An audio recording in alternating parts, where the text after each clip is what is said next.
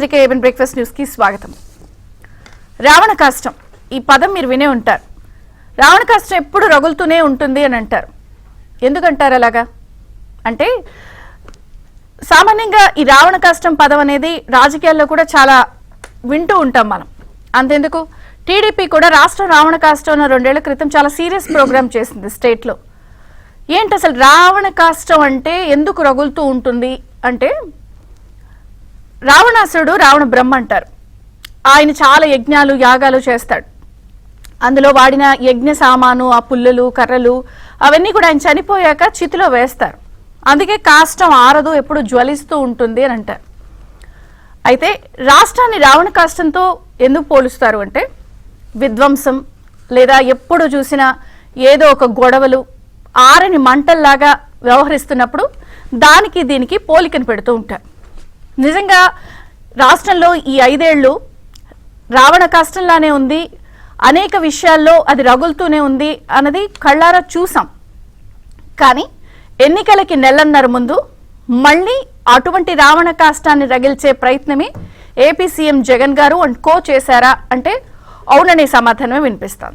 అది ప్రధానంగా ఏపీలో పింఛన్ల వ్యవహారం, వాలంటీర్ల రాజీనామా. ఎప్పుడైతే ఎలక్షన్ కమిషన్ పింఛన్ల పంపిణీ విషయంలో వాళ్ళని దూరంగా ఉంచాలి అని ఆదేశాలు ఇచ్చిందో అప్పటి నుంచే అందులో చలి కాచుకునే ఒక వ్యూహాన్ని, ఒక పథకాన్ని అధికార పార్టీ తమకు అనుకూలంగా మార్చుకుని ప్రతిపక్షాల మీదకి నెట్టేసే ఒక పథకాన్ని తెరలేపింది. అసలు ఇందులో ఈసీ ఎందుకు అటువంటి నిర్ణయాన్ని ఇచ్చింది? చాలా క్లియర్ కట్గా అధికార పార్టీ నాయకులు కానీ, విజయసాయిరెడ్డి గారు కానీ, వైవి సుబ్బారెడ్డి గారు కానీ మొదటి నుంచి వాళ్ళు మా వాళ్లే, మా కార్యకర్తలే, మా సైన్యమే అని చెప్తూ వచ్చారు. దాన్ని కన్ఫర్మ్ చేస్తూ ఒక అడుగు ముందుకేసి ముఖ్యమంత్రి గారు కూడా బటన్ నొక్కే సభల్లో అవును వాళ్ళు మా సైన్యమే, మీరంతా నా కోసం పనిచేయండి అని ఎప్పుడైతే ఇట్లా మాట్లాడారో ఎన్నికల విధులకు దూరంగా ఉంచాలని చెప్పి స్పష్టంగా ఆదేశాలు ఇచ్చింది. ఆ తర్వాత వాళ్ళు రెగ్యులర్ గా ఈ ప్రచారాలు క్యాంపెయిన్ లో పార్టిసిపేట్ చేయడం కూడా రూల్స్ విరుద్ధంగా ఉంది, ప్రతిపక్షాలు కంప్లైంట్ చేస్తున్నాయి కాబట్టి ఈసీ ఆదేశాలు ఇచ్చింది. ఇదొక అంశం. పాయింట్ నెంబర్ 2, పింఛన్ల పంపిణీ అనేది సాక్షి ఏదైతే ముఖ్యమంత్రి గారి గెజెట్ పత్రిక ఉందో అందులో 28వ తారీఖునే మార్చి 28నే భారతి గారు ఒక క్లియర్ కట్గా అందులో పబ్లిక్ కి మెసేజ్ ఇచ్చారు, ప్రచురించారు. ఏమని ఇచ్చారు? ఆర్థిక సంవత్సరం ముగింపు, బ్యాంకులకు వరుస సెలవులు కావడంతో ఈ నెల పెన్షన్లు 3వ తారీఖు నుంచి ఇస్తామని అందులో ఆవిడ ఓపెన్ గా రాసుకున్నారు. భార్య గారేమో సాక్షి పేపర్లో అలా రాస్తే, భర్త గారేమో ఇక్కడ రాజకీయాల కోసం పాప అవ్వాతాతలను మోసం చేసే ఒక కొత్త ప్రక్రియకి, కొత్త క్రీడకి తెరలేపారు. భార్యలా, భర్త గారిలా. సో దాన్ని కూడా అమ్మఒడి విషయంలో గతంలో ఆవిడ ప్రచారంలో అంతమంది బిడ్డలకు ఎలా ఇస్తామనంటే ఆయన అంటే, ఇక్కడ భర్త గారు ఎలా చేశారో అది అందరూ చూశారు.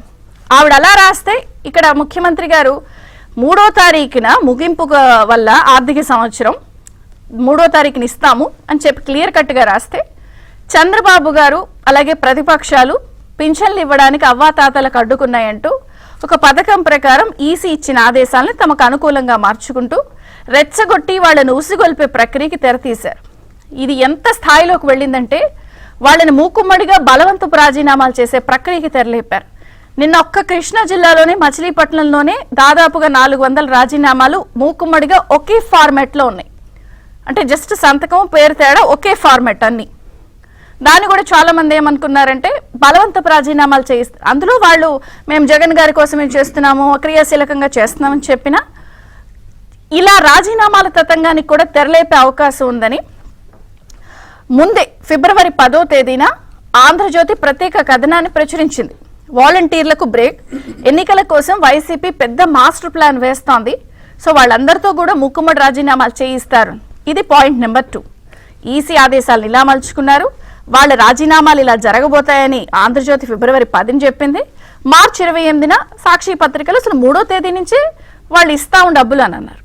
కానీ ఇక్కడ టీడీపీ పాత్ర ఎక్కడుంది? ప్రతిపక్షాల పాత్ర ఎక్కడుంది? ఇంకా ఒక అడుగు ముందుకేసి చంద్రబాబు గారు సక్రమంగా ఈ ప్రక్రియ జరిగేలా చెయ్యండి, వాళ్ళకి ఇబ్బంది కలగకూడదని చెప్పి చంద్రబాబు గారు ఈసీకి లెటర్ రాశారు.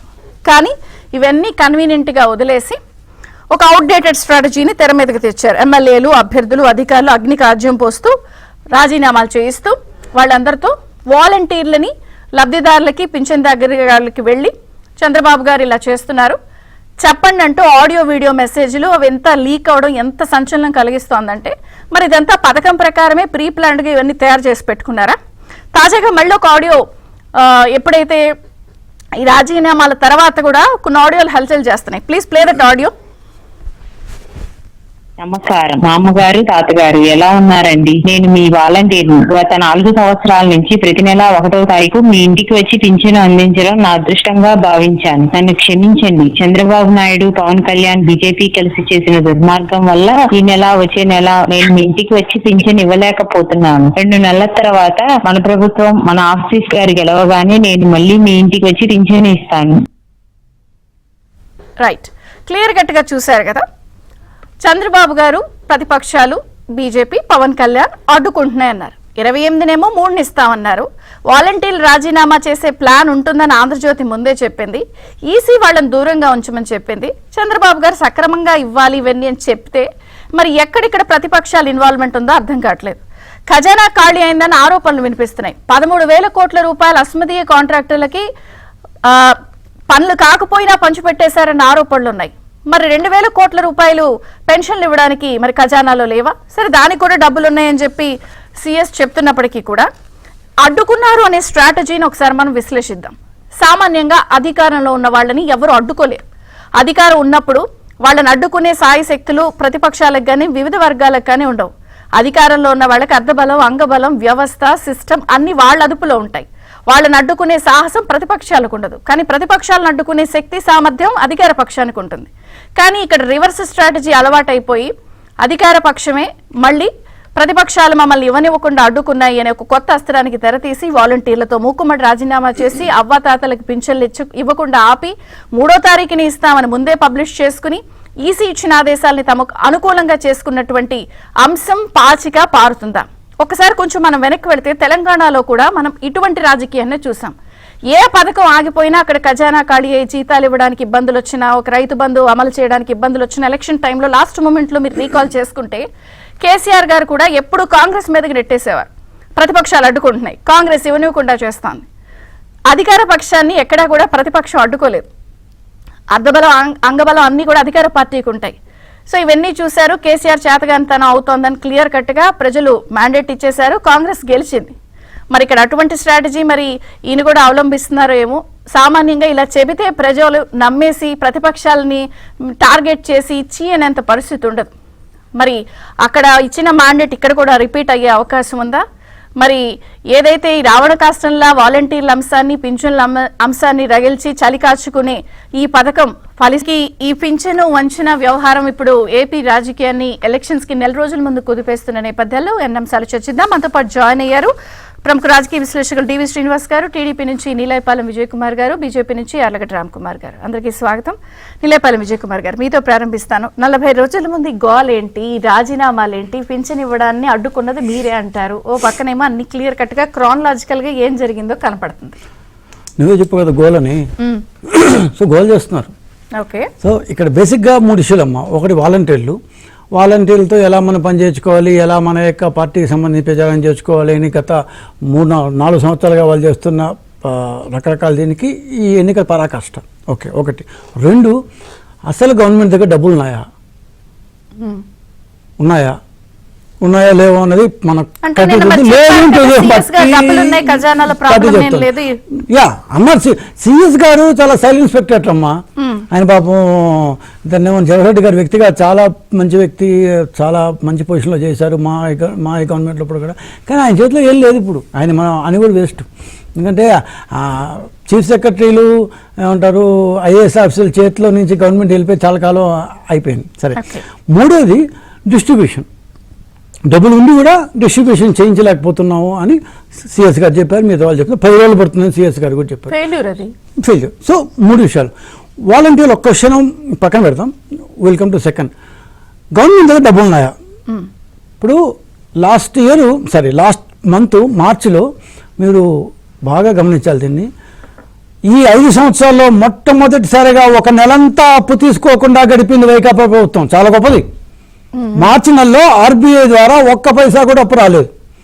బీజేపీ ఆపేసిందో కేంద్ర ప్రభుత్వం ఇంకా చాలి, ఈ దరిద్రం ఇంకా చాలి, అప్పుల దరిద్రం బీజేపీ గవర్నమెంటే అంటే అక్కడ ఉన్న ఫైనాన్స్ వాళ్ళే అనుకున్నారు. వాట్ మే హ్యాపీన్ ఒక్క రూపాయి కూడా అక్కడి నుంచి అప్పు తీసుకోలేదు.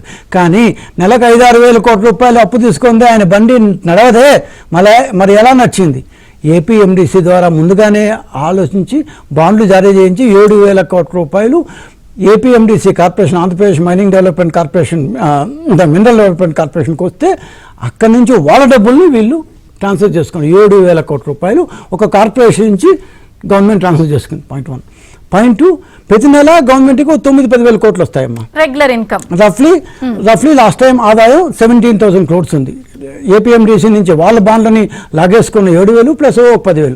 దీంట్లో జనరల్గా ఇవ్వాల్సిన జీతాలు, లాస్ట్ టైము ఇచ్చిన పెన్షన్లు అంతా పోగా ఒక 5-6 వేల కోట్లు పోతాయి, 6-7 వేల కోట్లు పోతాయి. రఫ్లీ పోగా 12-13 వేల కోట్ల రూపాయలు గవర్నమెంట్ దగ్గర ఉన్నాయి లాస్ట్ టైం.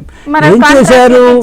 ఖచ్చితంగా. సో గత వారం 10 రోజుల నుంచి అడ్డు అదుపు లేకుండా ఫీఫాలు లాస్ట్ ఇన్ ఫస్ట్ అవుట్లు, ఫస్ట్ ఇన్ లాస్ట్ అవుట్లు అదంతా పక్కన పెట్టేసి మనకు కావాల్సిన అనుకూలమైన మనోళ్లకు, ఇంకా చెప్పండి మనోళ్లకు, కాంట్రాక్టర్లకు అందరికీ బ్రహ్మాండంగా డబ్బులు పంచేశారు, పందారం చేశారు. దాదాపు 10-13 వేల కోట్ల రూపాయలు పందారం చేశారు. మన ఇప్పుడు మీరు చెప్పారు సిఎస్ గారు అని, సిఎస్ గారు చెప్పొచ్చు కదా ఈ ఖర్చులు. మేము చెప్పాము జనవరిలోనే మీరు 11,000 కోట్లు రెవెన్యూ ఆదాయం ఎక్స్పెండిచర్ జరిగింది, ఏం చేశారు అని. ఇంకా ఫిబ్రవరి క్యాగ్ ఇంకా ఎక్స్పెండిచర్ రాలేదు. మార్చిలో ఇప్పుడు మనకు వచ్చిన సమాచారం మేరకు ఇంత ఖర్చులు గత 3 నెలలుగా ఎన్నికల ముందు ఏం చేస్తున్నారు. సరే ఆ విషయం పక్కన పెడితే 28వ తేదీ సాక్షి పేపర్లో 3వ తేదీ పెన్షన్ ఇస్తాను. 7,000 కోట్ల రూపాయలు వాళ్ళ దగ్గర తీసుకున్నావు ఏపీఎండిసి దగ్గర, ఒక 10,000 కోట్ల రూపాయలు మీ ఆదాయం ఉంది, మొత్తం 17,000. ఇంకేమన్నా వచ్చుంటే మొత్తం దాన్ని ఏమంటారు ఇయరింగ్లో సెంట్రల్ గవర్నమెంట్ నుంచి వచ్చే దాని గ్రాంట్స్ అవన్నీ వచ్చేసాయి.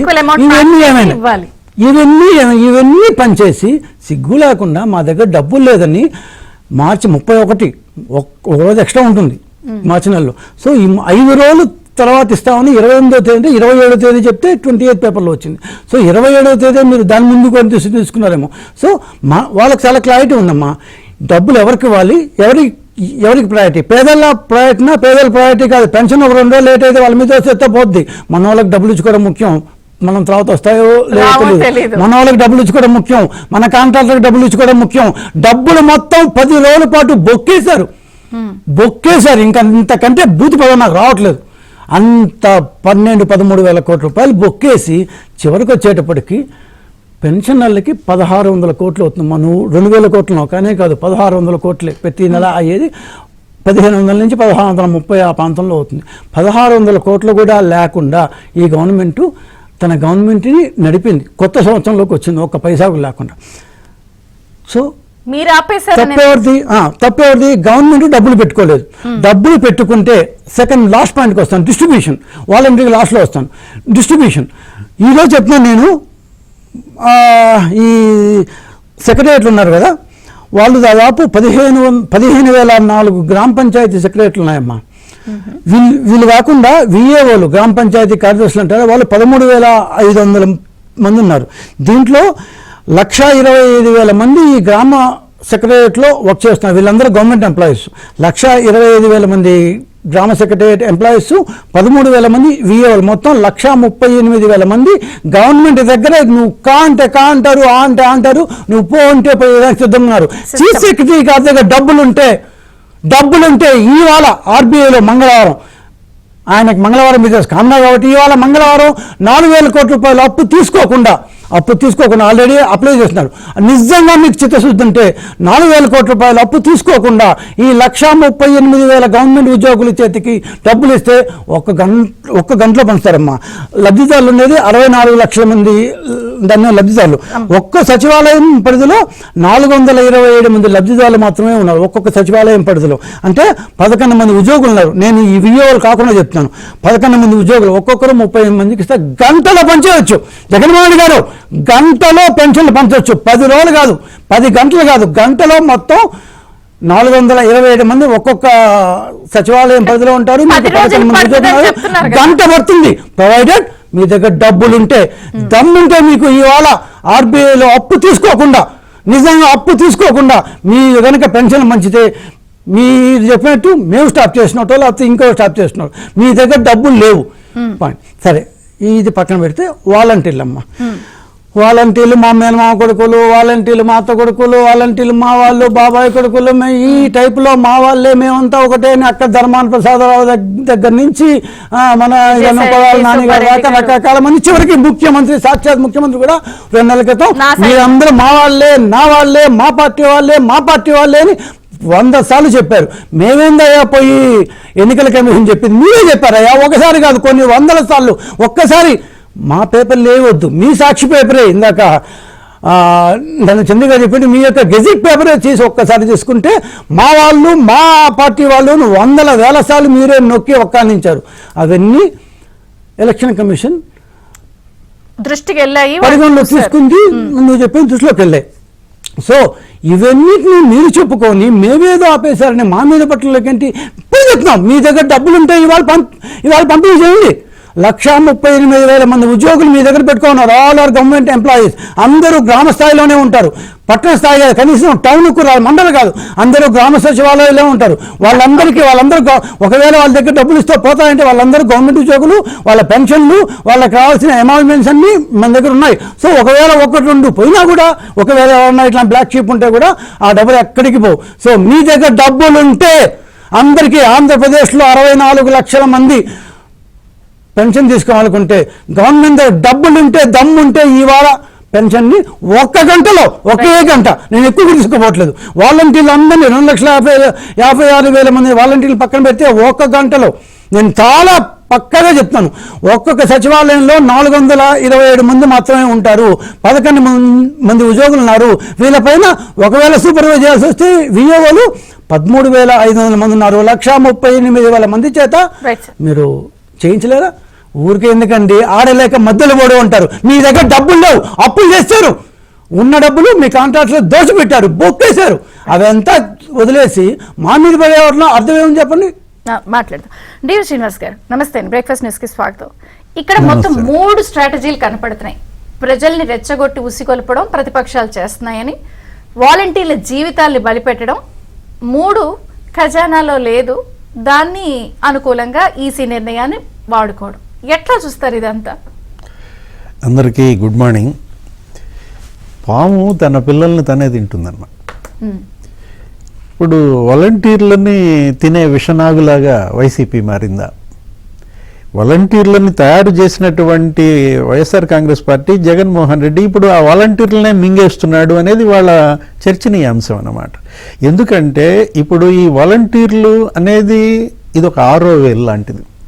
ఈ వ్యవస్థ అనేది సమాంతరంగా పెట్టారు దాన్ని, ఇది 6వ వేలు అన్నమాట. నిరర్ధక ఆస్తి, ఎందుకంటే దీనికి రక్తకోశ నాళాల్లో సత్తు ఉండదు, ఏలాడబడి ఉంటుందన్నమాట. ఒకవైపేమో 6వ వేలు లాంటి వాలంటీర్ వ్యవస్థను తయారు చేశారు, దానికి నూతన శక్తి జవసత్వాలు ఇస్తాననేమో మాజీ ముఖ్యమంత్రి చంద్రబాబు చెప్తున్నారు. ఏది దాన్ని నిరర్ధక ఆస్తిగా మార్చింది జగన్మోహన్ రెడ్డి. దీన్ని నేను ప్రొడక్టివ్ అసెట్గా మారుస్తాను, మిమ్మల్ని 5,000 రూపాయల జీతానికి వాడుకుంటున్నారు, సమాజ సేవకుడు అని అర్థం. ఏంటి వాలంటీర్ అంటే? వాళ్ళని పార్టీ సేవకులుగా మార్చింది ఎవరు? ఇప్పుడు వాళ్ళకి ఇచ్చేటువంటి జీతం ఎంత? 5,000 రూపాయల జీతగాళ్ళు. ఏంటి అంటే వెట్టి చేపిస్తున్నారు ఒక రకంగా, అటు ఆ పని చేపిస్తున్నారు ప్రభుత్వం పని, ఇటు పార్టీ పని చేపిస్తున్నారు, వాళ్ళ పాంప్లెట్లు డిస్ట్రిబ్యూట్ చేపిస్తున్నారు, వాళ్ళని ఒక బానిసలుగా మార్చుకుని వాళ్ళ వాలంటీర్ వాళ్ళ యొక్క ఎనర్జీస్ అన్నిటిని కూడా దోచుకుంటోంది జగన్మోహన్ రెడ్డి. అలాంటిది ఇవాళ వాలంటీర్లే డిసైడ్ చేసుకోవాలి. ఇప్పుడు పాము పిల్లల్ని మింగునట్టు. అంటే ఇప్పుడు ఆయన పదవి కోసం ఎవరినైనా బలి చేస్తారా? ఇప్పుడు వాలంటీర్లు 2కి డ్రైవర్ అవుతారు కదా, రేపు ప్రభుత్వం రాలేదని అనుకుందాం, అప్పుడు వీళ్ళని వచ్చే వాళ్ళని వన్స్ దే గాట్ రిజైన్ అంటే అయిపోయినట్టే, తీసుకోవాలని రూల్ ఏం లేదు, వాలంటీర్లు డిసైడ్ చేసుకోవాలా? ఏంటి పదవి కోసం వాళ్ళ జీవితం బలవ్వాలా? జగన్మోహన్ రెడ్డి చెప్పు చేతల్లో వాళ్ళ జీవితాలనే నాశనం చేసుకుంటారా లేదా ఉజ్వల భవిష్యత్తు వైపు నడుస్తారా అనేది మనం చూడాలా. ఇప్పుడు పాము పిల్లల్ని మింగినట్టు మింగేసిందంటే ఆల్రెడీ మీరే చెప్పారు, మచిలీపట్నంలో 600 పిల్లల్ని అక్కడ పాము మింగేసింది. రాజీనామాలు ఒకే ఫార్మేట్, 600 పిల్లల్ని అక్కడ పాము మింగేసింది అన్నమాట. ఇప్పుడు ఈ వ్యవస్థని బలోపేతం చేయాలి. ఇప్పుడు వీళ్ళు ఎంతమంది అమ్మా 2.5 లక్షల మంది ఉన్నారు. వీళ్ళని తీసేయటం పరిష్కారం కాదు. నేను దీన్ని బలోపేతం చేస్తాను, మిమ్మల్ని ఉన్నత స్థానంలో నుంచోబెడతాను, మీకు మంచి శక్తి, మీ కుటుంబానికి ఆధారం నేను కల్పిస్తానని మాజీ ముఖ్యమంత్రి చెప్తున్నటువంటి పరిస్థితుల్లో వాళ్ళని రెచ్చగొట్టి ఆ మంటల్లో చలి కాచుకోవాలన్న ధోరణి మనం చూస్తున్నాము. ఇవాళ సాక్షి పేపర్ చూస్తే 3 పేజీలు దీని మీదే. ఈ వాలంటీర్ వ్యవస్థ, దీనికి మళ్ళా ఎవరి మీద వీళ్ళు ఆరోపణలు చేస్తున్నారు, కుట్ర ఎవరిది? ఇప్పుడు విజయ్ కుమార్ గారు చెప్పారు, పవన్ కళ్యాణ్, బీజేపీ ప్రతి నెల నువ్వు అప్పు తెచ్చుకునేవాడు ఈ నెలలో ఎందుకు తెచ్చుకోలేదు? 57 మంగళవారాలు వరుసగా తెచ్చారు, అది కూడా ట్రాక్ రికార్డ్. ఇదే కుట్ర అన్నమాట. అప్పుడు గత నెల ఎప్పుడు ఫిబ్రవరిలోనో ఎప్పుడో పురస్కారాలు ఇచ్చాడు అందరికి, 30,000 45,000 చేసి వాళ్ళకి ఇచ్చాడు. ఆ రోజే అన్నారు ఏమని, వీళ్ళకి అడ్వాన్స్ ఇస్తున్నాడు, 2 నెలలు వీళ్ళతో రాజీనామాలు చేపిస్తాడు అని. మనం ప్లాన్ పథకం అని ఆంధ్రజ్యోతి వేసింది కూడా కథనం. అంటే ఇదంతా ఒక కుట్రలో భాగంగానే ఆ కుట్రను ఎవరి మీద దోసేయాలని చూస్తున్నారు? రమేష్ కుమార్ మీద దోసేయాలని చూస్తున్నారు. రమేష్ కుమార్ ఎవరు? మీ నాన్న హయాంలో 3 పదవులు చేశాడు, చంద్రబాబు హయాంలో ఆయనేం పదవులు చేయలేదే. ఇప్పుడు ఆ సిటిజన్ ఫర్ డెమోక్రసీలో ఉన్నది ఎవరు? లక్ష్మణ్ రెడ్డి ఎవరు? లక్ష్మణ్ రెడ్డి నిన్నటిదాకా నీ క్యాబినెట్ లో పోస్టు, మద్యపాన నిషేధ కమిటీ చైర్మన్ గా చేసింది నువ్వు కదా. పివి రమేష్ సీఎంఓలో సెక్రటరీ, ప్రిన్సిపల్ సెక్రటరీ. ఆయన ఎల్వి సుబ్రహ్మణ్యం గారు ఉన్నారు. ఎవరా ఎల్వి సుబ్రహ్మణ్యం గారు? ఆయన చీఫ్ సెక్రటరీ. అందరూ జగన్ మనుషులు. ఎవరు? సిటిజన్ ఫర్ డెమోక్రసీలో ఉన్న వాళ్ళంతా జగన్ మనుషులు. అయితే దాన్ని తీసుకొచ్చి తెలుగుదేశం కార్యకర్తలు అంటారు, పురంధేశ్వరి మీద నిందలేస్తారు. మీ చేతగానితనానికి చంద్రబాబు మీద నెపమేస్తారా? సామాన్యంగా అధికారంలో ఉన్న వాళ్ళు వాళ్ళని ఆపలేరు కదండి, కానీ ప్రతిపక్షాల మీదకి నెట్టేస్తే ఈ ప్లాన్ అసలు అర్థం అవుతుందా? ఏమైనా ప్రతిపక్షాలు అసలు ఆపగలరా యంత్రాంగాన్ని? 5 ఏళ్ల జగన్మోహన్ రెడ్డి పరిపాలనలో హింస, దౌర్జన్యాలు. మొదట హింస ప్రతిపక్షాల పైన, తర్వాత ప్రజా సంఘాల పైన, తర్వాత ఉద్యోగ సంఘాల పైన, మీడియా సంస్థల పైన, ఈ అంగన్వాడీలు, ఆశా వర్కర్లు, చిరుద్యోగుల పైన హింస. ఈ చివరికి ఎవరి మీద పడ్డాడు? ఇప్పుడు వాలంటీర్ల మీదే హింస అన్నమాట. వాళ్ళని టార్చర్ పెడుతున్నారు. యార్లగడ్డ రామ్ కుమార్ గారు ఉన్నారు. నమస్తే అండి, బ్రేక్ఫాస్ట్ న్యూస్ కి స్వాగతం. అదేదో బొమ్మరల్లి సినిమాలో అంతా మీరే చేశారన్నట్టు అంతా టీడీపీ, బీజేపీ, జనసేన కలిపి ఈ పింఛన్లు వంచిన డ్రామా ఆడుతున్నాయి, అవ్వాతాతలు చేస్తున్నారని చెప్పి అధికార పార్టీ వాయిస్ లేనా, వీడియో లేనా, ప్రజల దగ్గరికి వెళ్ళి చెప్పండి అహో అంటుంది. ఏంటి అసలు ఏమనిపిస్తుంది? ఖజానాలో డబ్బులు లేవా? ఈ వాలంటీర్ల రాజీనామా ఏంటి? ఈ ఆడియో వీడియోల గోల్ ఏంటి? గుడ్ మార్నింగ్ అండి చంద్రిక గారు, అలాగే శ్రీనివాస్ గారికి, విజయ్ కుమార్ గారికి. ఇప్పుడు పిల్లి గుడ్డిదైతేనండి ఎలకి ఏళ్ళు చూపిస్తుంది అంటారు. అలాగా ప్రజల పిచ్చోళ్ళు అయితే వీళ్ళు చెప్పిందంతా, ఈ చెప్పిన సోళ్ళు అంతా నమ్ముతారు చంద్రిక గారు. ముందు నుంచి కూడా నేను చెబుతానే ఉన్నామండి, ఖజానా ఖాళీ చేసేసాడు, అప్పులు చేస్తున్నాడు, అది కూడా స్థాయికి మించి, అవి కూడా తెచ్చి ఖజానాలో పెడితే అవి కూడా ఖాళీ అయిపోతున్నాయి. మనకు తెలిసిన అప్పు కొంతే, తెలియని అప్పు దొంగతనంగా పక్క నుంచి అప్పు చేసేస్తున్నాడని మా రాష్ట్ర అధ్యక్షురాలు చాలా సార్లు పైకి చెప్తానే ఉన్నారు. కానీ ఇది ఎలా ఉంటుందంటే అండి, మామూలులోనైతే టకటక పట్టుకోవచ్చు, దొంగోడు అనుకోండి వాడు రోజుకి ఏ విధంగా వస్తాడనేది ముందు మన బ్రెయిన్ వాడి వేరే విధంగా చేయాలి. ఇలాగ ఇవన్నీ కూడా పైనుంచి చేస్తే ఒకటి తోక కట్ చేసుకుంటూ వస్తున్నారు. ఇది మా కోసం కాదు, పార్టీ పరంగా మా కోసం కాదండి, ఆంధ్రప్రదేశ్ రాష్ట్రం అప్పులు ఊబులో కూరుకుపోతుంది. దీన్ని రక్షించాలంటే ఏ విధంగా చెయ్యాలనే దానికోసం ఈవేళ మా మీద వంక పెట్టుకుని తోసేస్తున్నారు. ఎందుకంటే ఖచ్చితంగా భారతీయ జనతా పార్టీ మీద జగన్ గారి కోపం ఉంటుంది. ఎందుకంటే నువ్వు చేసేవన్నీ తప్పులు, అప్పుల కోసం లెక్కలేనన్ని తప్పులు చేస్తున్నావని మేమందరం చెప్పబట్టే, మా పార్టీ నుంచి వాయిస్ గట్టిగా లేకబట్టే మా మీద కూడా కోపం వస్తా ఉంటుంది. అది సహజం. ఇన్నాళ్ళు చేసిన పనులన్నీ కూడా బయటకు వస్తున్నాయని. మీకు ఒక్క మాట చంద్రిక గారు, ఖజానాలో డబ్బులు ఉన్నాయనుకోండి, ఏదో మా కాకినాడలో ఉంటాం కాబట్టి కాకినాడలో ఫస్ట్ వెలిగే లైట్ హౌస్, అలాగా ఖజానాలో డబ్బు ఉంటే ఫస్ట్ పేమెంట్ 1వ తారీఖు కల్లా పడేది పెన్షనర్స్ కి, ఎంప్లాయీస్ కి. ఈవేళ పెన్షనర్స్ కి, ఎంప్లాయీస్ కి వాళ్ళ అకౌంట్ లో డబ్బులు పడినాయేమో కనుక్కోండి. ఎవరికైనా పడలేదంటే ఖజానాలో డబ్బులు లేనట్టే. ఇవన్నీ వదిలేసి ప్రజలకు చెప్పకుండా మేము ఆపితే ఆగిపోయినాయి ఏంటి, మేము ఆపితేనే మేము ఎంత ఆపితే నువ్వు ఇసుక దోపిడీ ఆపగలిగాం, మేము ఎన్నిసార్లు అరిచి గగ్గోలు పడితే లిక్కర్ దందాన్ని ఆపగలిగాం. ఇవన్నీ చెప్పేది ఏంటంటే పచ్చి అబద్ధాలు. అభివృద్ధి లేకుండా ఇన్పుట్ డబ్బు రానివ్వకుండా ఉన్నదల్లా ఖర్చు పెట్టేసి సచివాలయాలు తాకట్లు పెట్టేసి ఉన్న నేచురల్ రిసోర్స్ అన్ని దోచేసుకుని లోపల పడేసుకుంటూ ప్రభుత్వాన్ని మాత్రం ఐపీ పెట్టే విధంగా తయారు చేసే క్రిమినల్ మనస్తత్వం ఉన్న మైండ్ తో చేసే పనులు ఇవన్నీ కూడా చంద్రిక గారు మేము ఫస్ట్ నుంచి కూడా మేము గళం గట్టిగానే విప్పుతున్నాం దీని మీద. ఇప్పుడు రెండో వైపు నుంచి వస్తే చెప్తారు వాలంటీర్ని 3 పార్టీలు కలిపి ఆపేశారు. వాలంటీర్ ద్వారా చెయ్యొద్దని కోర్టు ఆర్డర్ వస్తే ఎలక్షన్ కమిషన్ ఆఫ్ ఇండియా చెప్పింది. అది కూడా ఎందుకనేది చాలా కేటగిరీలుగా ప్రజలందరికీ కూడా అర్థమవుతుంది. ఏదో ఒక మాట, గవర్నమెంట్ ఎంప్లాయీస్ ఉన్నారు, 3 ఏళ్ల పాటు ఒక చోట ఉన్నారు, మోర్ దెన్ 3 years 4 years, వాళ్ళందరినీ ఎలక్షన్ సమయం ప్రకారంగా ట్రాన్స్ఫర్ చేయాలి కదా. అసలు ఈ వాలంటీర్స్ అందరూ ఒక ఊళ్ళోనే 50 ఏళ్ళకి ఒక చోట ఉన్నారు, వీళ్ళందరినీ కూడా ముందు ట్రాన్స్ఫర్ చేసేయాలి, అక్కడ ఉండకూడదు. అప్పుడే వీళ్ళు ఏం చేయగలరో ఏం చేయలేరో మనకందరికి తెలుస్తుందండి. జేడీ లక్ష్మీనారాయణ లాంటి వాళ్ళు ఈ విషయాన్ని చాలా రోజుల నుంచి అంటున్నారు, ట్రాన్స్ఫర్ చేయండి అని అంటున్నారు. ఏమని ఎందుకు చేయకూడదు? వాళ్ళంతా చెత్త ఎంప్లాయీసే కదా. అంటే చెత్త ఎంప్లాయీస్ అంటే 50 ఏళ్ళ మీద ఇంటూ 100 రూపాయలు వేస్తే వచ్చి 5,000 మీద ఇచ్చే ఎంప్లాయీస్ అండి వీళ్ళంతా కూడా. పాపం వాళ్ళకి తెలియదు, వాళ్ళ ఎండలో పడి వాళ్ళ శ్రమను దోచేసి ఇందాక శ్రీనివాస్ గారు చెప్పినట్టుగా వెట్టి చాకరీ చేయించుకుంటున్నారు. Please correct that word. చెత్త నుంచి వచ్చే నేను అందుకే కింద ఎక్స్ప్లెనేషన్ ఇచ్చానండి. సినిమా టైటిల్ ఒకలాగా ఉంటది, కింద ఏంటనేది చెప్తారు కదా. చెత్త మీద కనెక్షన్ చేసే అప్పు, అది కూడా ప్రజల డబ్బే ఇస్తున్నాం వాళ్ళకి, ప్రజల కోసం పనిచేయాలి కానీ వాళ్ళు పార్టీల కోసం పని చేయకూడదు. వాళ్ళు మరి భయంతో చేస్తున్నారో భక్తితో చేస్తున్నారో మాకు తెలియదు కానీ వాళ్ళు పార్టీల కోసం పని చేస్తున్నారు. రాజీనామాలు చేస్తున్నారు కదా, భయంతో వచ్చిన భక్తి వల్ల చేస్తున్నారా లేకపోతే ఎట్లా? అది కూడా తెలుసుకోవాలి. ఇందాక మీరు ఒక ఆడియో ప్లే చేశారు, ఆ ఆడియో ప్లే చేస్తాను, ప్లీజ్ ప్లే దట్ ఆడియో. ఇంకొకసారి మనం ప్రజలకి చూపిద్దాం, ఎందుకంటే please play that audio please here. నమస్కారం. మా అమ్మగారు తాతగారు ఎలా ఉన్నారండి? నేను మీ వాలంటీర్ని. గత 4 సంవత్సరాల నుంచి ప్రతి నెల 1వ తారీఖు మీ ఇంటికి వచ్చి పింఛను అందించడం నా అదృష్టంగా భావించాను. నన్ను క్షమించండి. చంద్రబాబు నాయుడు, పవన్ కళ్యాణ్, బీజేపీ కలిసి చేసిన దుర్మార్గం వల్ల ఈ నెల వచ్చే నెల నేను మీ ఇంటికి వచ్చి పింఛను ఇవ్వలేకపోతున్నాను. 2 నెలల తర్వాత మన ప్రభుత్వం, మన ఆఫీస్ గారు గెలవగానే నేను మళ్ళీ మీ ఇంటికి వచ్చి పింఛను ఇస్తాను. రైట్ కాదు చూడండి, అసలు మీరు చేసింది ఏముంది? క్లియర్ కట్ గా ఈసీ నిర్ణయం కనపడుతుంది. వాళ్ళు పురస్కారాలు ఇచ్చి రాజీనామాలు చేయిస్తారని ప్లాన్ అందరికి ఎక్స్పోజ్ అయ్యి ఉంది. పేపర్లో 3 నెత్తామన్నారు, ఖజానా లేదని మీరు అందరు అంటున్నారు. మరి వీళ్ళ తుపాకీ మీద పెట్టి మీ అందరినీ కాల్చేస్తున్నారే కాదండి.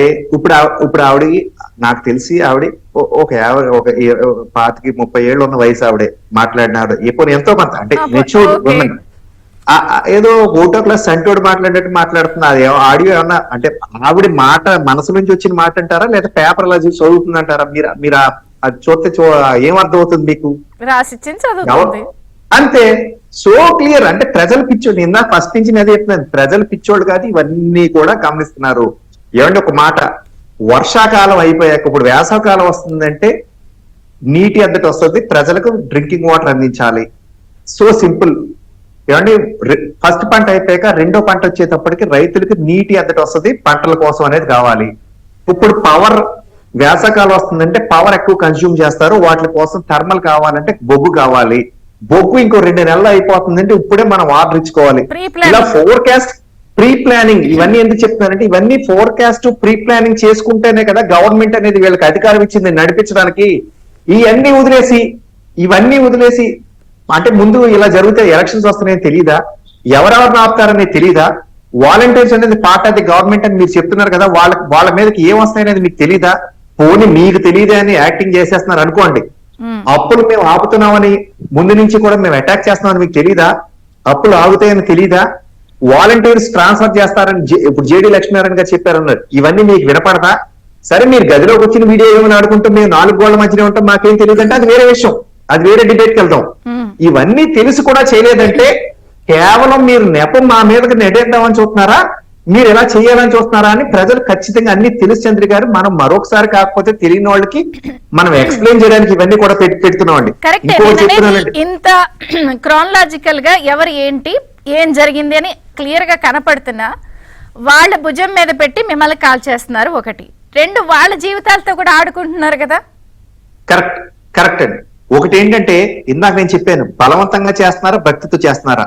అట్ ది సేమ్ టైం ఇప్పుడు వాలంటీర్లు ఎవరైతే ఉన్నారో వాళ్ళ అన్నయ్యో లేదా వాళ్ళ భర్తో లేకపోతే వాళ్ళ అత్తయ్య, వీళ్ళు వాలంటీర్ అనేది ఒక డేటా బాంబ్.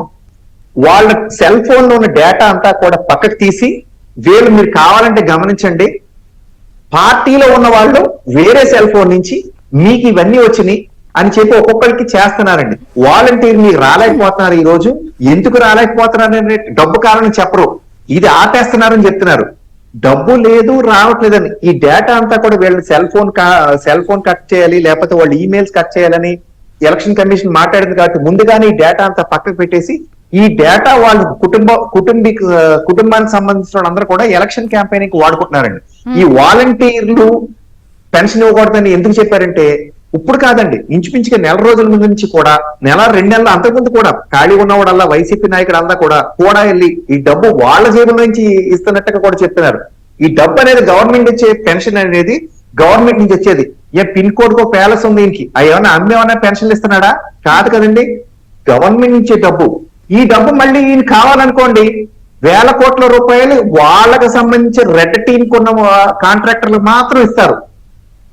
ఫస్ట్ ఈ ఇందాక శ్రీనివాస్ గారు, విజయ్ కుమార్ గారు ఫిఫో అనే చెప్పారు. దాని మీద ఇంకొక చిన్న విషయం యాడ్ చేయాలి చంద్ర గారు. ఇంతకు ముందు సిఎఫ్ఎంఎస్ లో ఎవరెవరైతే కాంట్రాక్టర్స్ ఉన్నారో నెంబర్ 1 మీరు, నెంబర్ 2 నేను, నెంబర్ 2 శ్రీనివాస్ గారు, నెంబర్ 4 ఇలా విజయ్ గారు, ఇలా ఉండేది. ఇది కనపడేది. సో ఫస్ట్ చంద్రిక గారు క్లియర్ అయిపోతే నెక్స్ట్ నాకు వస్తుందని నేను వెయిట్ చేసేవాడిని. ఇప్పుడు ఏం చేశారంటే ఆ కనపడే విజిబిలిటీ కూడా తీసేశారు, బ్యాక్గ్రౌండ్ కి మార్చేశారు. కావాలంటే మీరు చూసుకోండి, ఏ కాంట్రాక్టర్ నేను అడగండి, మీ వంక ఏంటి చేస్తండి, ఆధార్ కార్డు ఇచ్చి ఓటీపీ వస్తేనే చూడగలరు. అది కూడా కేవలం ఎవరి డేటా వాళ్ళకి పక్కోడు చూడకూడదు. పక్కోడు చూడకుండా ఉండకూడదండి. లైన్ లో ఎవరున్నారో వెయిటింగ్ లిస్ట్ లో మనం టికెట్ తీసుకుంటే వెయిటింగ్ లిస్ట్ లో నెంబర్ 1, 2, 3 ఎలాగుందో ఇదంతా కూడా క్లియర్ కట్ గా ఓపెన్ గా చూపించాలి. ఫస్ట్ ఒకటి క్లియర్ కనుక సెకండ్ వస్తారండి. ఇది ఎందుకు తీసేశారంటే నిన్న మొన్న జరిగిన రెడ్ టీమ్ పేమెంట్స్ ఇవన్నీ కూడా మీకు ఆధారాలు చంద్రిక్ గారు, ఇవన్నీ అదే అంటున్నారు మీరందరూ కూడా. అసలు ఖజానాలో లేదు, లేదంటే మీరు ఖజానాలో డబ్బులు ఇవ్వండి. అన్నట్టు ఏమంటే సంక్షేమాలకి పెన్షన్లు ఇవ్వకూడదను, సంక్షేమాలకు డబ్బులు ఇవ్వకూడదను మా ఎజెండా కాదు. కానీ ఇచ్చింది మీ జేబులో నుంచి ఇస్తున్నారని ప్రజలకు చెప్పడం అనేది తప్పు. ఎలక్షన్ గవర్నమెంట్ ఎంప్లాయీస్ కూడా ప్రభావితం, మీరు చేసేస్తారని అంటలేదు. సగం మందిని బెదిరిస్తున్నారు, సగం మంది భక్తితో చేస్తున్నారు. వీళ్ళందరూ మీకు భక్తితో చేస్తున్నారు అన్నదానికి ఆధారం ఏంటంటే అండి, విజయసాయి రెడ్డి గారి వీడియో కూడా ఎక్కడ ఉంటుంది మీకు కావాలంటే ప్లే చేయండి చంద్ర గారు. 90% అది వాలంటీర్స్ ఆర్ వైసీపీ కార్యకర్తలని ఆయన ఓపెన్ గా డయాస్ చెప్పారు మైక్ లో. ఆయన అన్నారు ధర్మాన్ గారు వాళ్ళందరూ మన కుర్రాళ్ళే, మన చుట్టాలే మనం అంటున్నారు. అంటే ఏంటంటే మరి వీళ్ళందరూ ఏమంటే ఇటువంటి ఆడియోస్ బట్టే కదా ఎవరో బాధ్యత గల వాళ్ళు మీలాంటి వాళ్ళు మాలాంటి వాళ్ళు కోర్టులో కేసేస్తారు. అది మా పార్టీ నుంచి చేసిన వాళ్ళు కాదు, దాన్ని బేస్ చేసుకుని ఎలక్షన్ ఖాతాలోనే వేస్తున్నారులేండి. డివి శ్రీనివాస్ గారు ఒక పాయింట్ సార్, ఈ ట్రిక్కులన్నీ ఎట్లా చూడాలి? ఇప్పుడు ఇటువంటి ట్రిక్కులు పక్క రాష్ట్రంలో కూడా మనం చూసాం. లాస్ట్ మూమెంట్ లో ఏదన్నా రైతు బంధు లేదా ఏదన్నా కార్యక్రమం ఉంటే దాన్ని కాంగ్రెస్ ఆపేసిందని అన్నారు, బట్ వర్కౌట్ అవ్వలే. ప్రజలు చాలా క్లియర్ కట్ గా బ్యాండెట్ ఇచ్చారు. ఇవే ట్రిక్కులు ఇప్పుడు మళ్ళీ ఏపీలో చూస్తున్నాం. సేమ్ అంతే, సేమ్ అదే ఎపిసోడ్. అదేంటంటే అది బాహుబలి 1, బాహుబలి 2, అది బటన్ బలి, ఇది బటన్ బలి 2 అనమాట. ఇప్పుడు ఏది కేసీఆర్ కి పట్టిన గతే జగన్మోహన్ రెడ్డి కూడా అనేది అదే అనమాట. ఎందుకంటే ఇలాగే రైతు బంధు స్కీమ్ కూడా కాంగ్రెస్ పార్టీ ఆపింది, రేవంత్ రెడ్డి ఆపాడు అని చెప్పి ఇలా బాగా ప్రజల్లోకి తీసుకువెళ్లారు. మనకు అదే సినిమా గుర్తొస్తుంది. ఇప్పుడు ఈ వాలంటీర్లు వీళ్ళ పెన్షన్లు ఆపేశారు. ఇప్పుడు ఈసీ పెన్షన్లు ఆపమందా, వాలంటీర్లను ఆపమందా?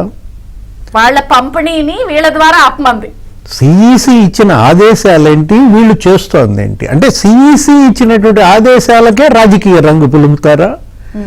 అంటే మీరు తెలుగుదేశం మీద తుపాకీ పెట్టి నేరుగా వీళ్ళు ఎవరిని గెలుస్తున్నారు? ఈసీని గెలుస్తున్నారు.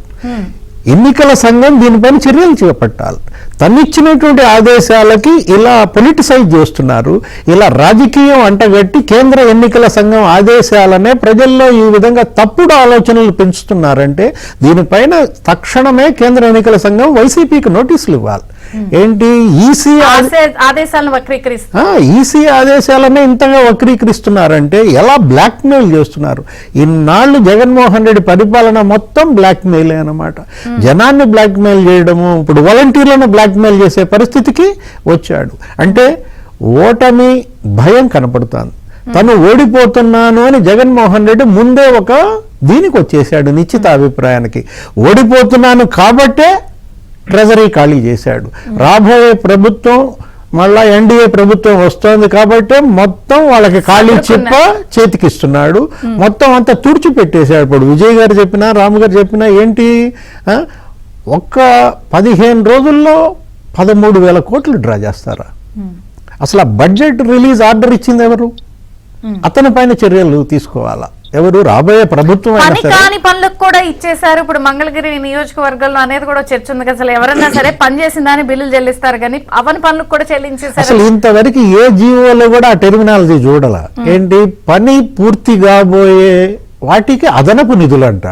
అసలు పనులు చేసినాటికే నిధుల విడుదల లేదు. 2 లక్షల కోట్ల పెండింగ్ బిల్లులు ఉన్నాయి కాంట్రాక్టర్లకి, అవన్నీ పే చేయరు.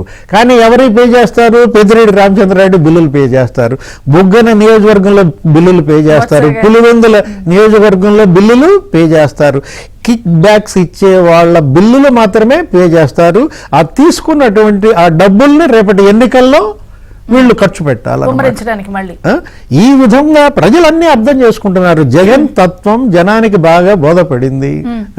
ఒకవైపు బటన్లు నొక్కాను, రైతు బంధు, అసలు నా సంక్షేమమే తెలంగాణ మోడలే దేశం మొత్తం కనపడుతోంది, దేశం మొత్తం ఇంప్లిమెంట్ చేస్తున్నారు అన్న కేసీఆర్ ఏమయ్యారు? సేమ్ అదే సంక్షేమాన్ని నమ్ముకున్నటువంటి జగన్మోహన్ రెడ్డి కూడా ఇవాళ ఇప్పుడే ఒక మెసేజ్ వచ్చిందమ్మా, ఎవరో మచిలీపట్నం వాలంటీర్ మెసేజ్ పెట్టాడు. నేను అసలు రాజీనామా చేయలేదంటే నాది సంతకం ఫోర్జరీ చేశారు.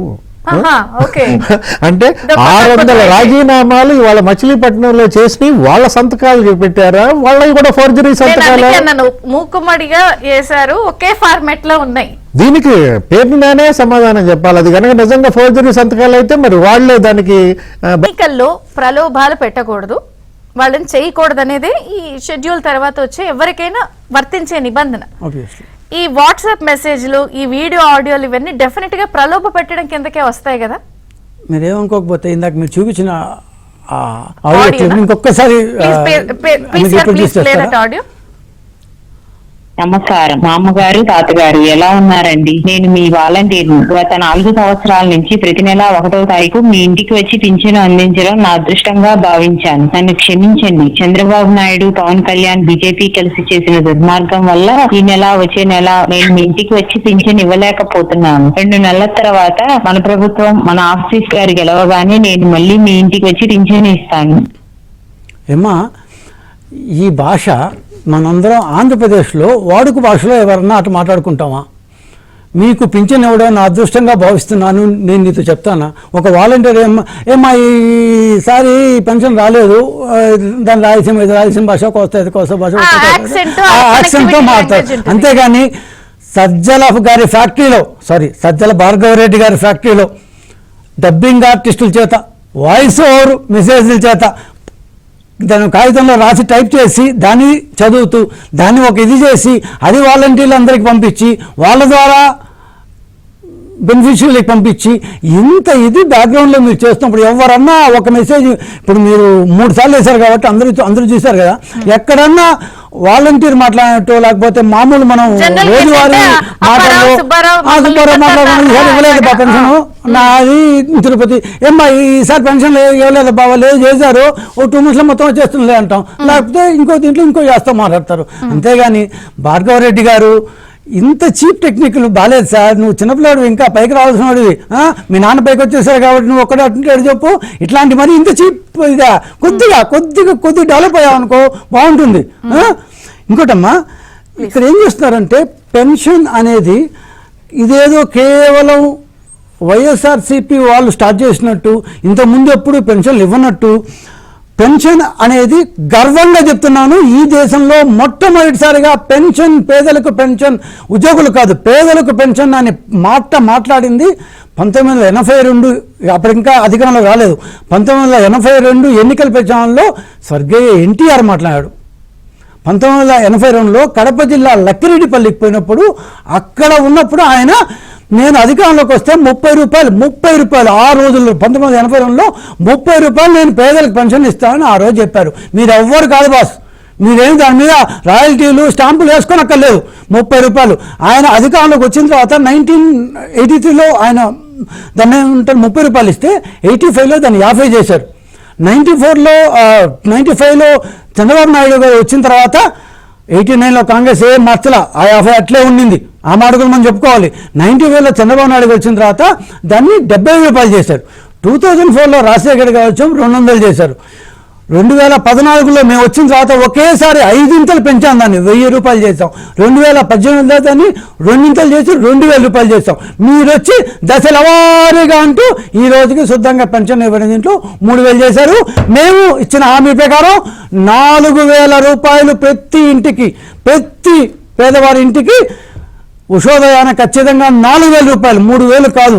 సంక్షేమం అంటే ఏందో మేము చూపిస్తే మీరు నేర్చుకున్నారు. ఇందాక నేను చెప్పినట్టు ఎన్టీఆర్ చూసిన దాన్ని కాలక్రమేణా కాలానుగుణంగా అది పెరుగుతూ వచ్చింది. మీరేం పొడిచిందేం లేదు, పీకిందేం లేదు. కొత్తగా మీరేదో పెన్షన్ అనే పదాన్ని సృష్టించలేదు. ఊరికే నోరేసుకొని పడిపోకండి.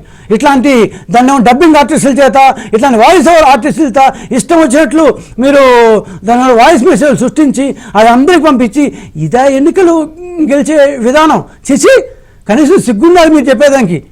రైట్ Very రామ్ కుమార్ గారు, ఒక పాయింట్ మీరు కూడా ఇందాక ట్రెజరీ ఖాళీ చేశారు అంటే ప్రీ ప్లాన్డ్ గా లేదు, ఒక 1950 కోట్లు రెడీగా పెట్టుకోలేదు వెంచర్లకని అంటున్నారు. ఇంకొకటి నిన్న డే అంతా బీజేపీ నాయకులు జవహర్ రెడ్డి గారు కూడా ఈ జాప్యానికి కారణం అని అంటున్నారు. ఎందుకు అంటున్నారు అలా మీరు? జవహర్ రెడ్డి గారు అంటే మరి చీఫ్ సెక్రటరీ కదండి, వారే కదా ప్లాన్ చేయాల్సింది. 10 రోజులు పడుతుంది, ఖాళీ ఏం అవ్వలేదు ఉందని అంటున్నారే, మీరేమో ఇట్లా అంటున్నారు. ఏమండి ఒక మాట అండి, నిజంగానే ఖజానాలో డబ్బులు ఉన్నాయండి. మీకు ఒక విషయం చెప్తాను, స్టాంప్ డ్యూటీల నుంచి వచ్చిన డబ్బులు పంచాయతీలకి బకాయిలు ఎంతో తెలుసా అంటే ఇంచుమించుగా 900 కోట్లు ఇవ్వాలి. అంటే రిజిస్ట్రేషన్స్ అయిన తర్వాత రిజిస్ట్రేషన్స్ నుంచి వచ్చిన డబ్బు ద్వారా పంచాయతీలకు ఇవ్వాలి 900 కోట్లు డబ్బులు ఉన్నాయి. ఇది ఇచ్చేయమనండి, ఇప్పుడు ఈ పూట ఇచ్చేయమనండి.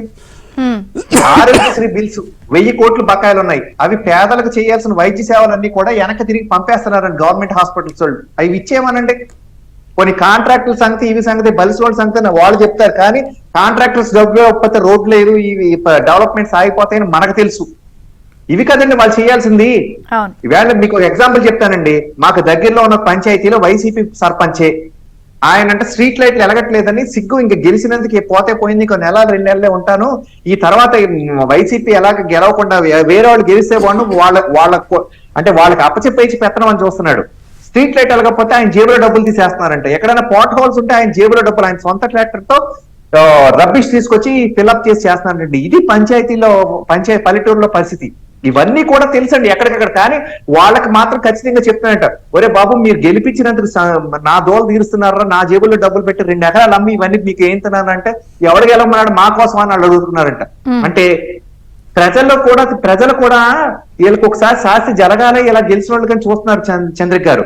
ఇంకొక విషయం, ఎంపీలకి ఎమ్మెల్యేలకి నిజంగా ఇప్పుడు దాకా ఎంత మందికి అపాయింట్మెంట్ అడిగితే ఇచ్చారండి, కానీ వాలంటీర్లు నా దేవుళ్ళు అని చెప్తున్నారు. ఈవేళ ప్రతి ఒక్కళ్ళు కూడా సీఎం జగన్ గారు ఏమనుకుంటున్నారంటే వాలంటీర్ ద్వారా ఆయన కావాల్సిన పనులన్నీ జరిగిపోతాయని ఎందుకు కాన్ఫిడెంట్ గా ఉన్నారంటే ఇచ్చిన ప్రతి వాలంటీర్ కూడా భయం వల్ల భక్తి వల్ల తన ఇస్తున్నాడు అని వీళ్ళ ఇంటికి వెళ్ళి చెప్తున్నారండి ఖచ్చితంగా ప్రతిదీ కూడా.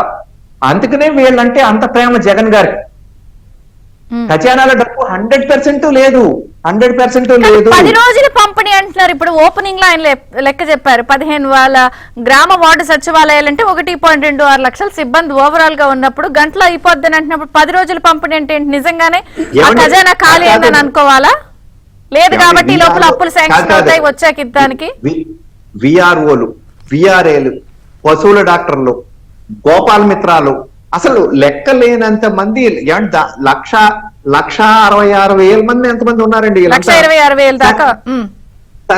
సరే చంద్రిక గారు, ఇవన్నీ కాదండి, అసలు వచ్చి తీసుకెళ్ళమంటే కూడా 50% పోనీ ఈ 2 నెలలు ఎలక్షన్లు ఉన్నాయి, మీకు పెద్ద ఇబ్బంది, మాకు ఈ 2 నెలల్లో మీరు వచ్చి తీసుకెళ్ళాలంటే 75% గంటలో వచ్చి పట్టుకెళ్ళిపోతారు సచివాలయాలకు వచ్చి.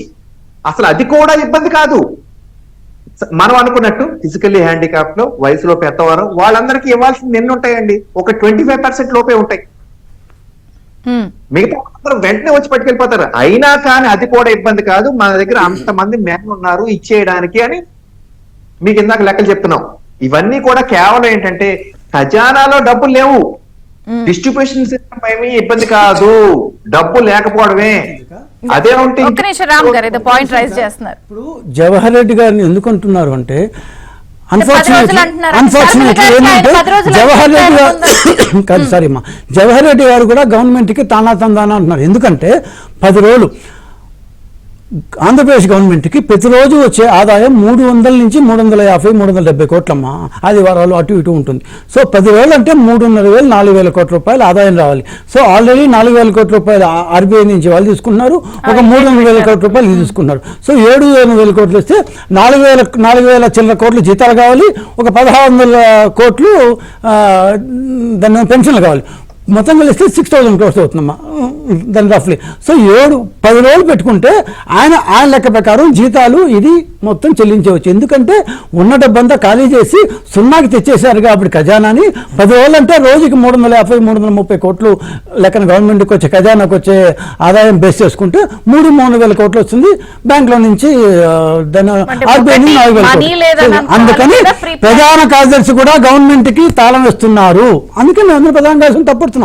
ప్లీజ్ రామ్ గారు మీ కంటిన్యూ చేస్తే నేను మళ్ళీ శ్రీనివాస్ గారు లేదండి. ఒకటే ఫైనల్ మాట నేను చెప్పేదండి, ఇతను ఈ సీఎం గారు కనుక చేయలేకపోతే మరుక్షణం తప్పుకోమనండి.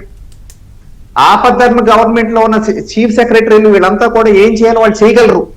వాళ్ళ కనుక ఫ్రీ హ్యాండ్ ఇచ్చి చేయమంటే కనుక. కానీ ప్రొవైడెడ్ ఖజానాలో డబ్బు ఉంటే, ఇది ఫైనల్ అండి, ఎవరు ఎన్ని మాటలు చెప్పనివ్వండి, ఖజానాలో డబ్బు లేదు వచ్చి సరే. ఇంకొక మాట కూడా చెప్తున్నామండి, ఈవేళ డేట్ వేసుకోండి చంద్ర గారు, మనందరం మాట్లాడుకుంటున్నాం కదా, ఈ నెల గడిచిపోయింది కదా, వచ్చే నెల కూడా ఈయన దగ్గరే ఉంటది కదా, వచ్చే నెలకు 1వ తారీఖు ఇస్తారో లేదో మనం చూద్దాం. అవి రెగ్యులర్ పథకాలు ఉన్నాయి, అమ్మఒడి అవి ఇప్పుడు కొత్త ఇయర్ స్టార్ట్ అయింది. కొత్త ఇయర్ స్టార్ట్ అయిందండి. ఈయనకి ఏంటంటే అసలు ఎలక్షన్ మేలో జరగడం అనేది పెద్ద అందరూ ఏమనుకున్నారంటే డిసడ్వాంటేజ్ అనుకున్నారండి. ఈ నెలలోనే ఇప్పుడు ఇంత డిలే చేయడమే చాలా కీలకము. అనుకోకుండా అదృష్టం, మన అదృష్టం ఏంటంటే మే నెల దాకా ఎలక్షన్ లేదు. ఈ నెల నిజమవుతాయి. నిజాలు ప్రజలకి కళ్ళకి కట్టినట్టు చూపిస్తాయి. ఎందుకంటే మనకు తెలుసు, కానీ ఒక సెట్ ఆఫ్ పీపుల్ ఉన్నారు ఇదంతా నమ్మనోళ్ళు, వాళ్ళకి ఇప్పుడు కళ్ళు తెరుచుకుంటాయి. దానికోసమే ఎలక్షన్ మేకి వెళ్ళడం మనకు అదృష్టవంతులు. శ్రీనివాస్ గారు, ఒకటి ప్రలోభాలు కిందకే వస్తాయి కదా ఇవన్నీ, ఇలా మెసేజ్లు పంపించడం, ఇవన్నీ వాళ్ళే చేస్తున్నారు, వీళ్ళే ఇదిగో ఉసిగొల్పడం, ఓటర్ని ప్రభావితం కదా ఇవన్నీ. వాలంటీర్లు అంతా తెలుగుదేశంలో చేరిపోయారమ్మా. మామూలుగా ఆయన ఎంపీలు, ఎమ్మెల్యేలు వీళ్ళంతా కూడా ఎలా అయితే తెలుగుదేశంలోనూ, బీజేపీలోనూ వీటిల్లోనూ చేరిపోయారో, ఇవాళ వాలంటీర్లు అంతా కూడా ఎన్డీఏలో చేరిపోతున్నారు. ఎందుకంటే 2.5 లక్షల మందిలో రాజీనామా చేసింది ఎంతమంది? 6,000 మందే. వీళ్ళు ఎంత ఒత్తిడి చేసినా 6,000 మందే రాజీనామా చేశారు. 6,000 మందే రాజీనామా చేశారు. 2,44,000 మంది రాజీనామా చేయలేదంటే అర్థం వాళ్ళు ఆల్రెడీ జెండా పీకేశారు. ఏంటి, ఎప్పుడైతే చంద్రబాబు మీకు ఉజ్వల భవిష్యత్ కల్పిస్తాను, మీ భవిష్యత్తుకు నాది గ్యారంటీ. ఇవాళ చంద్రబాబు, తెలుగుదేశం, బీజేపీ, జనసేన అంటోంది వాలంటీర్ల భవిష్యత్తుకు మాది గ్యారంటీ అంటున్నప్పుడు ఇవాళ మొత్తం వాళ్ళు జెండా బీకేసిన పరిస్థితుల్లో జగన్మోహన్ రెడ్డి వాలంటీర్లను నమ్మట్లేదు. నమ్మకం పోయింది కాబట్టే వాళ్ళకి ఈ ప్రలోభాలు, ఈ ప్యాంటు షర్ట్లు, ఈ కుక్కర్లు, ఒక్కొక్కరికి 10,000 రూపాయలతో నగదు కవర్లు ఇవ్వడము, వాళ్ళకి ఇళ్ల పట్టాలు ఇవ్వడము. ఇవాళ వాలంటీర్లను ఎలా ఆపుకోవాలి, ఎలా తనకి అనుకూలంగా చేసుకోవాలి, వైసీపీకి ఎలా క్యాన్వాస్ చేయించాలన్న దానికోసమే ఈ ప్రలోభాల ఎర. ఫైనల్ అంటే వాళ్ళు మా వాళ్ళు అని చెప్పింది వాస్తవం, అందరికీ తెలుసు. ఈ రోజు వాళ్ళు మా వాళ్ళకంటే హాట్ పొటాటో ఉంటారు, అంటే అవసరం తీరిపోయాక వాలంటీర్లు నీట్గా పక్కకి వదిలేస్తున్నారు, వాళ్ళ చేతి రాజీనామాలు చేసేస్తున్నారు. సో వాలంటీర్లు అందరూ గమనించాల్సింది ఏంటంటే జగన్మోహన్ రెడ్డి గారు మీకోసం, మీ ఇంటి కోసం, మీ యొక్క అభ్యున్నతి కోసం ఏం లేదు, మీకు ఇచ్చేది 5,000 రూపాయలు. అంత చిన్న ఉద్యోగులు అమ్మ వాళ్ళు, పాపము వాళ్ళు మనం ఏం అనడానికి, ఎందుకంటే వాళ్ళ ఊళ్ళల్లో చిన్న ఉద్యోగం కానీ ఇప్పుడు ఈ రాజీనామా చేసిన వాళ్ళ జీవితం ఇప్పుడు రాజీనామా చేసిన వాళ్ళ సంగతి ఏంటి, ఆ ఉద్యోగం పోయినట్టే. అవును, అసలు సర్ప్ సిఇఓ మురళీధర్ రెడ్డి ఒకటి చెప్తాడు, సిఎస్ జవహర్ రెడ్డి ఇంకోటి చెప్తాడు. అసలు సిఇఓకి సర్ప్ సిఎస్ కే సమన్వయం లేదు. ఇలాంటి పరిస్థితుల్లో గతి తప్పినటువంటి వ్యవస్థ వాళ్ళ కళ్ళ ముందు కనపడుతుంది. Right, thank you. అసలు వాలంటీర్లు వచ్చేది వేరే దీనికి, వాలంటీర్లు వచ్చి డిపార్ట్మెంట్ వేరే, మధ్యలో అసలు సర్ప్ ఎందుకు వస్తుంది? సర్పిడీలు చేసి డ్వాక్రా వాళ్ళతో, వాలంటీర్లు వచ్చి గ్రామ సచివాలయాలు, ఆయన అసలు మాట్లాడు. సో ఈ వాలంటీర్ల జీవితం ఎవరికి సంబంధించని దీనిలాగా ఎవరికి వాళ్ళు గమ్మని వదిలేశారు. సో మీ యొక్క బతుకులు ఎలా ఉండబోతున్నాయో అనేది మీకే అర్థమవుతుంది. సో జాగ్రత్తగా మీరే మీ యొక్క జీవితాన్ని, వాలంటీర్ల వాళ్ళ యొక్క లైఫ్ని ఎలా లీడ్ చేసుకోవాలో మీరే అర్థం చేసుకోవాలి. థ్యాంక్ యూ నీలేపల్లి విజయ్ కుమార్ గారు, శ్రీనివాస్ గారు, ఎర్రగడ్డ రామ్ గారు.